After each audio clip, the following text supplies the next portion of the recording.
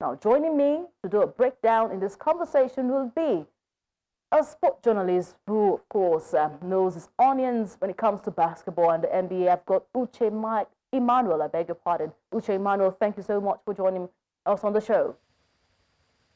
Thank you so much for having me. All right. Happy Easter to you, I would say. At this time, it's great to have you on the show. Let's start with Minnesota. How impressive were you with that Game 1 performance? And do you think that this is the beginning of the end for LeBron James' playoff, his run this year?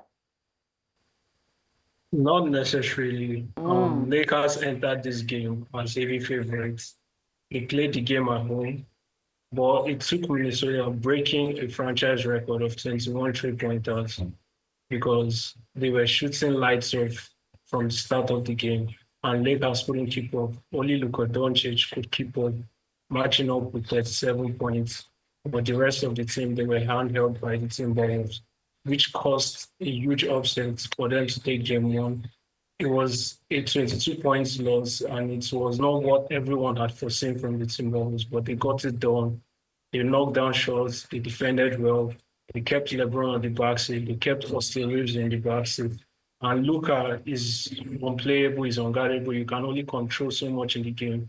And they did that by knocking down shots, because knocking down 21 three-pointers from a collective effort isn't easy, and they got it done to get a crucial 1-0 lead against the Lakers, which will have them rolling their backs up in the next game. All right, I'm very sure. Uche, I'm hoping that you've not taken your Easter rice. You have to come to my house. I'm inviting you because I need you to be pumped up at this time. But it seems you had a you're not pumped up about the playoffs. The playoff is all going. Come on.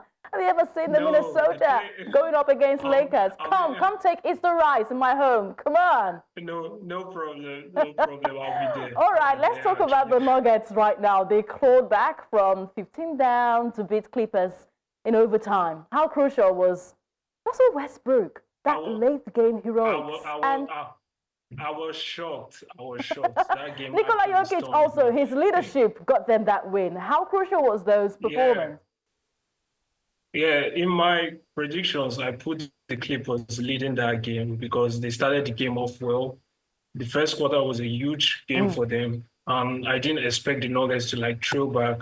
But during the second quarter, the Clippers kept struggling, and the Nuggets clawed their way back. The Clippers started the quarter with a 31-22 lead.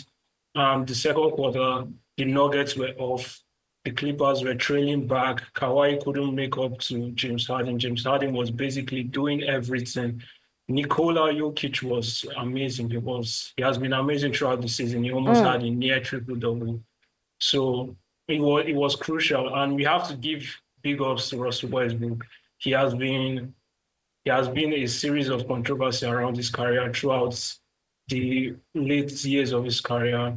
But late in the first quarter, he knocked down huge shots. We got them to OT, and in OT, Clippers couldn't keep up, and that got Nuggets over the line, which is huge. It was actually huge. Although they had home court advantage, but Clippers were picked to beat them because Clippers had a huge playoff run coming into this playoff. So they were okay. Zubac was good, but Nikola Jokic is Nikola Jokic. And Russell Westbrook, we have to give him all props. He did everything right.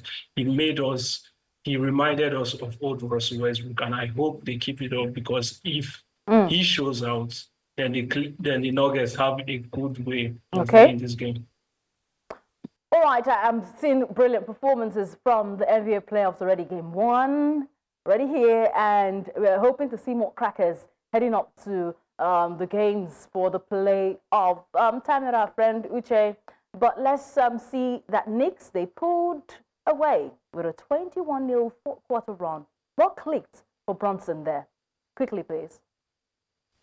Yeah, Pistons has been a huge club.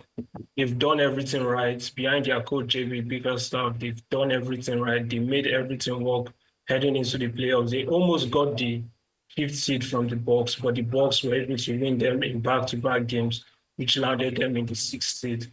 The sixth seed was dreaded because no one wanted to face the Knicks, even the Bucks. No one wanted to face the Knicks. The Knicks were like the third best team in the Eastern Conference. So heading into this game, the Pistons where everything was working right for them. They were knocking down Sean. Malik Beasley was carrying the team. Kate Cunningham had a bit of struggles, but they were still leading in the fourth quarter. Okay. But I don't know the timeout that they had. They shut down the Pistons late in the fourth quarter. Going on a 22-0 run is huge, and that saw them over. So it's heartbreak for the Pistons because they gave up a lot of points and couldn't score at the end, and they missed a lot of shots in. But the Knicks have to be given credit for everything that they did to get a 1-0 lead. All right, I'm sure that final 12 minutes against the Pistons was really, really like a firecracker.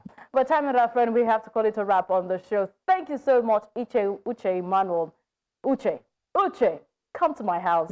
Come, let me pump you up. You need to be pumped up about the whole conversation around basketball. I would love to host you for Easter. Thank you so much for joining us on the show. We appreciate your time. Thank you.